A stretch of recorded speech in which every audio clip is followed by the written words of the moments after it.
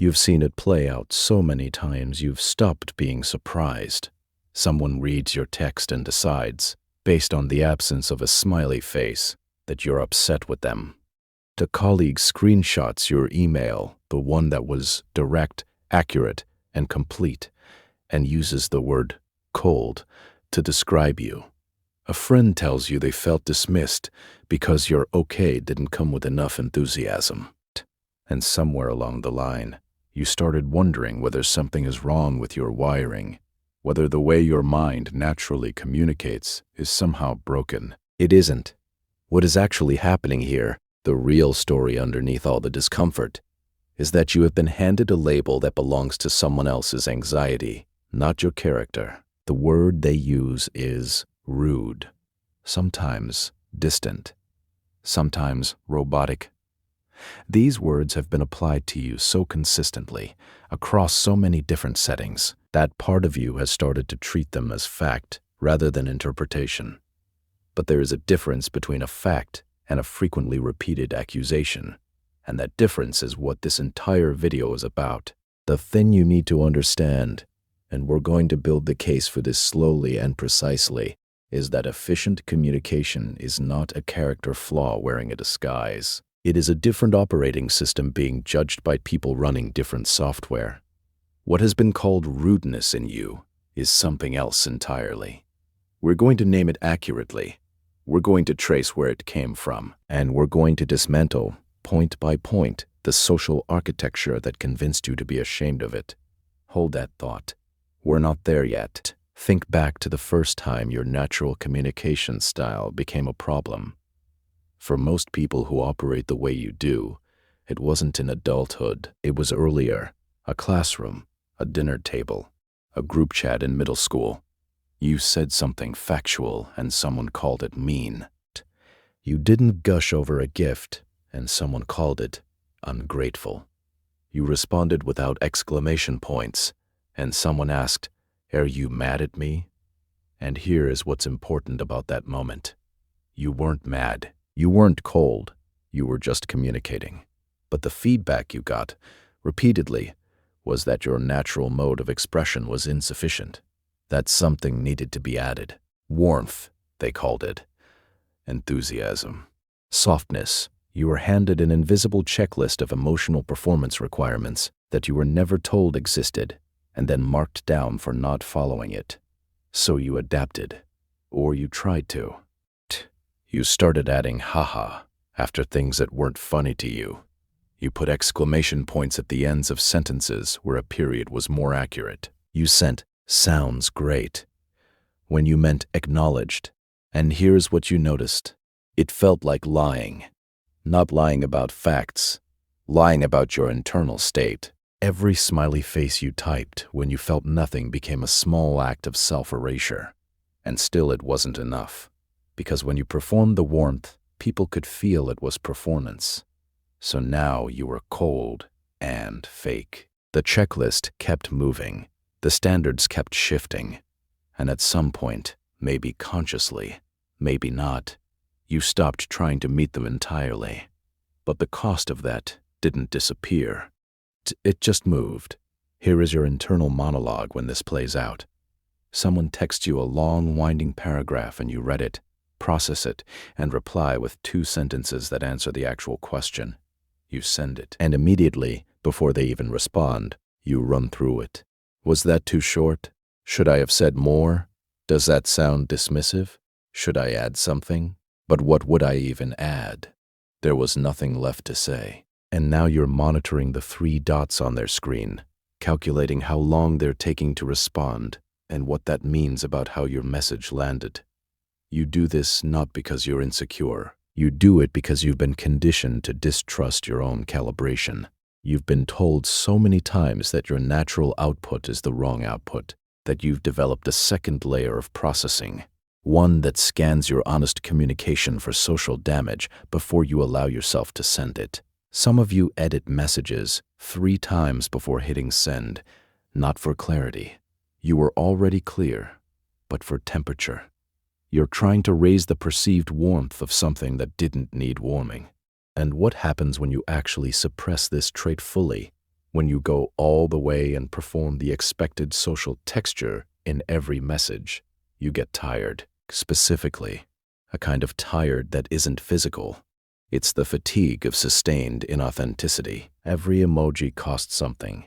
Every "aw" you type when you feel neutral is a small withdrawal from a bank account that doesn't replenish through sleep. The people who've watched you do this, the ones who know you well enough, often describe something interesting. They say you seem more like yourself in person than in texts. What they're noticing is the absence of the performance. When you're face to face, you don't have time to run the second layer of processing. You just respond, and your responses delivered in real time are, by most accounts, not cold. They're precise, direct, sometimes funny in a dry way that doesn't come through in digital text at all. Which brings us to the actual question. Underneath all of this, not whether you're normal, you are. Not whether something is wrong with you. There isn't. The real question, the one this trait forces you to confront every time it causes friction, is this. Are you willing to keep paying the price of performing a communication style that isn't yours in order to avoid being misread by people who've already decided what you mean before you say it? That is the question. Sit with it for a moment before we build the answer. Rudeness, by any coherent definition, requires intent.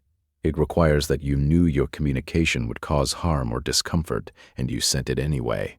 Or worse, because of that. Rudeness is not an absence, it is an action. It is the choice to demean, to dismiss, to signal contempt through language. What you are doing when you send a short, direct text is none of those things. You are conveying information efficiently. You are answering the question. You are treating the other person as someone capable of receiving a complete thought without decorative padding. In fact, if you think about it from a different angle, the assumption that your directness means contempt is the condescending position, because it assumes the other person is so emotionally fragile that they require cushioning around every interaction just to feel safe. Rudeness is not the right word for what you do. The right word has not been handed to you yet. We'll get to that. But the first thing you need to do, right now inside your own head, is stop allowing the wrong word to define the behavior.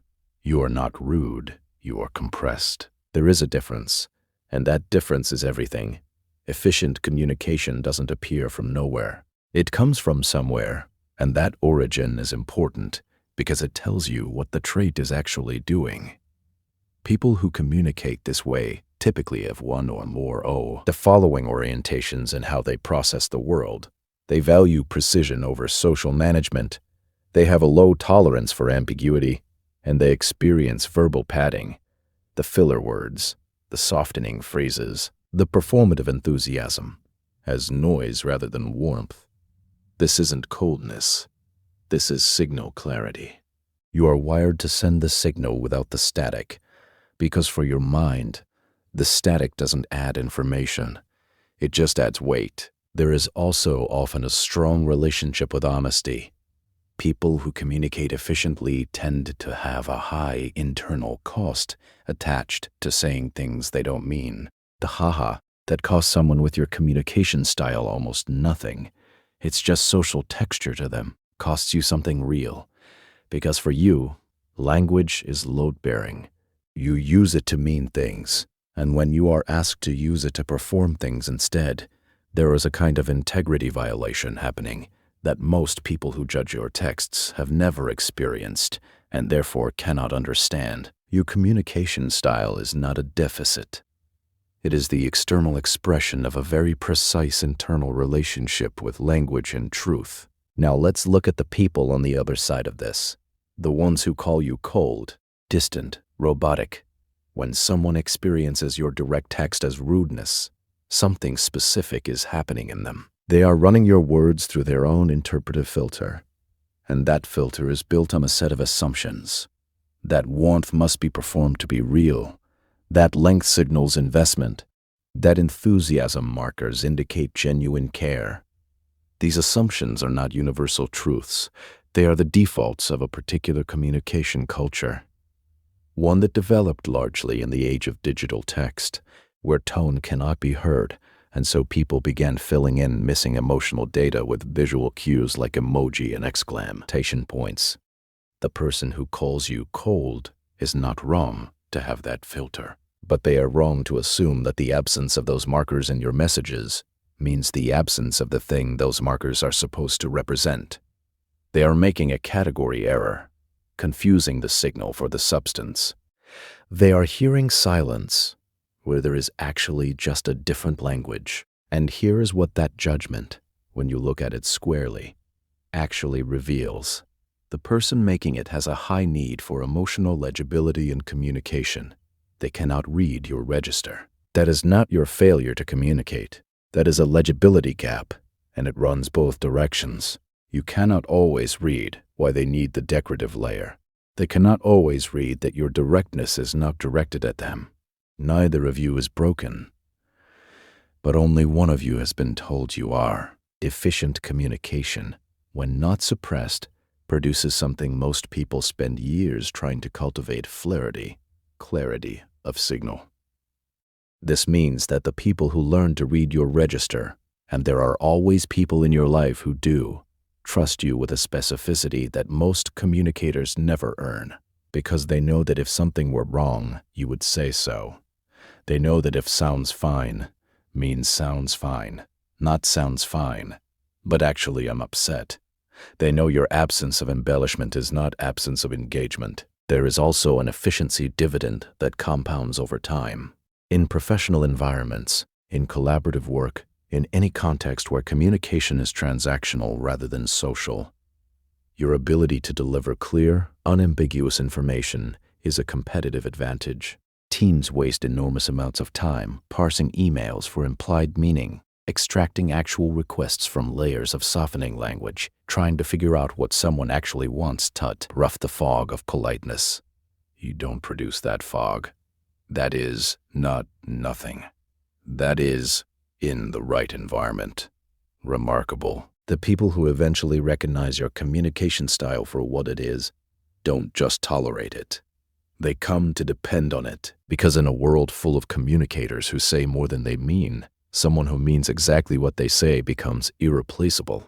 There is a version of this trait that does become a problem, and it's worth naming it clearly so you can distinguish it from what you actually do.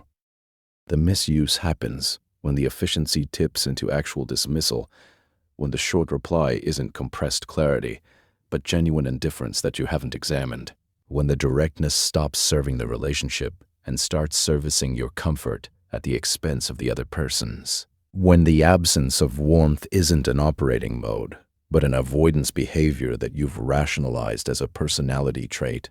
That version exists. And if you recognize it in yourself, that's a separate conversation and an honest one you need to have. But the use, the non-pathological expression of this trait looks like this. You respond with the content of what needs to be said, without performing additional emotional signals that don't represent your actual state, and you do this consistently and without contempt. You are not trying to communicate coldness. You are not trying to punish anyone with brevity. You are simply operating at the resolution that feels true.